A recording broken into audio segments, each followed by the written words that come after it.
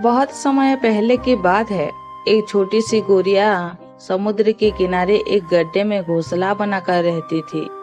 वहाँ उस गोरिया ने अपने घोंसले में 2 अंडे दिए। सुबह होने पर वह अपने अंडे को वही छोड़कर गोरिया दाना चुगने निकल गई।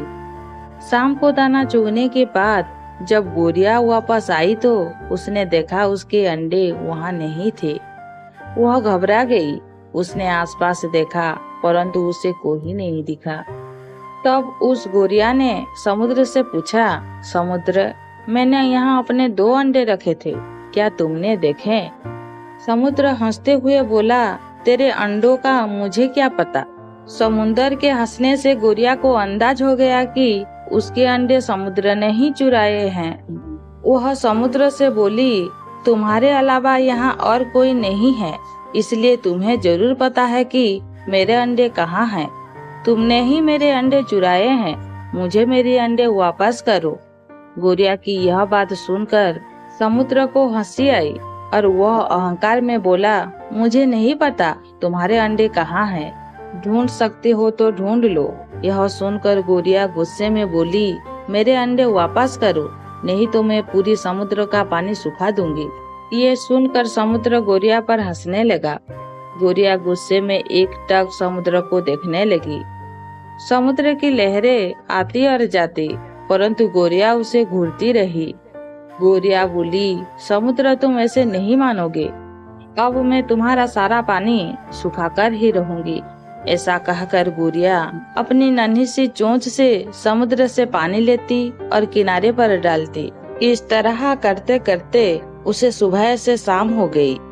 शाम के समय अन्य पक्षी उसे देखने आई और बोली, गोरिया, आज तुम दाना चुगने क्यों नहीं आई? परंतु गोरिया तो गुस्से में कुछ नहीं बोली, बस अपनी सोच में समुद्र से पानी लेती और किनारे पर डाल देती। सभी पंछियों ने उसे बहुत समझाया कि यह कार्य असंभव है, समुद्र का पानी कौन सुखा सकता है। लेकिन गोरिया बोली, मैंने प्रण किया है, मैं इस समुद्र का पानी सुखाकर ही रहूंगी, जिससे मुझे मेरे अंडे वापस मिल जाएंगे। गोरिया ऐसे दृढ़ निश्चय के साथ अपने कार्य में लगी रही।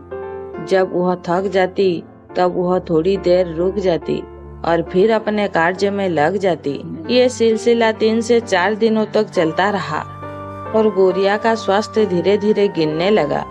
यह देखकर सभी प्राणी पशु पक्षी हैरान थे। सबको उसकी चिंता होने लगी।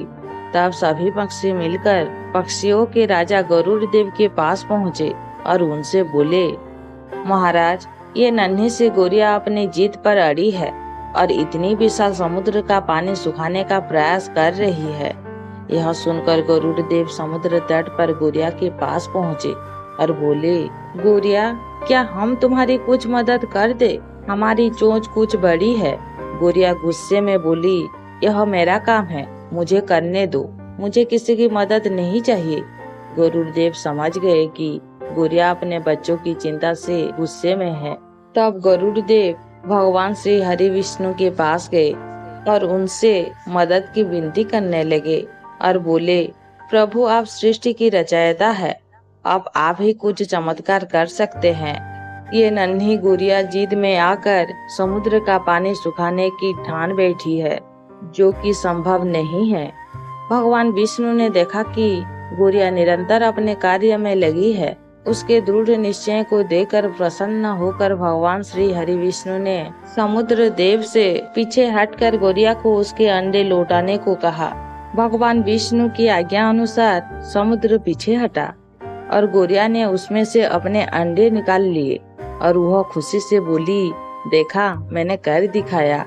दोस्तों, इस कहानी से हमें ये शिक्षा मिलती है कि कोई भी कार्य छोटा या बड़ा नहीं होता। यदि दृढ़ निश्चय कर ले तो असंभव कार्य भी ईश्वर की मदद से पूर्ण होता है। फिर मिलेंगे दोस्तों एक नई कहानी के साथ।